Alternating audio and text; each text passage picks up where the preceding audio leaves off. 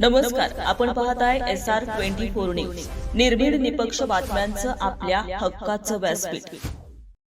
घरासमोर गोंधळ करू नका म्हटल्याच्या रागातून बारागाव नांदूरमध्ये दाम्पत्याला लोखंडी गजानं मारहाण.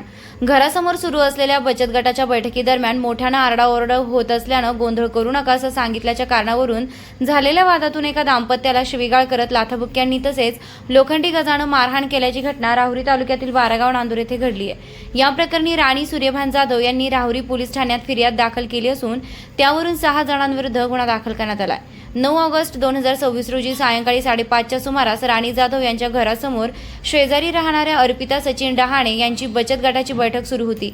या बैठकीदरम्यान मोठ्यानं आरडाओरड होत असल्यानं राणी जाधव यांनी घरासमोर गोंधळ करू नका असं सांगितलं. याचाच राग मनात धरून अर्पिता डहाणे यांनी वाद घालत शिवीगाळ केली व त्यानंतर सचिन ज्ञानेश्वर डहाणे, कुणाल सचिन डहाणे, स्वरा सचिन डहाणे, अर्पिता सचिन डहाणे, अलकाबाई रोहिदास पवार आणि बेबी कचरू पवार यांनी राणी जाधव व त्यांचे पती सूर्यभान जाधव यांना शिवीगाळ करून लाथाबुक्क्यांनी मारहाण केली.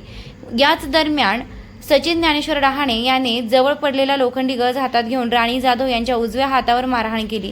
तसेच सूर्यभान जाधव यांच्या उजव्या हातावर, पायावर व डोक्यावर लोखंडी गजानं मारहाण केली व तसेच दाम्पत्याला जीवे मारण्याची धमकी देण्यात आल्याचंही फिर्यादीत नमूद करण्यात आलंय.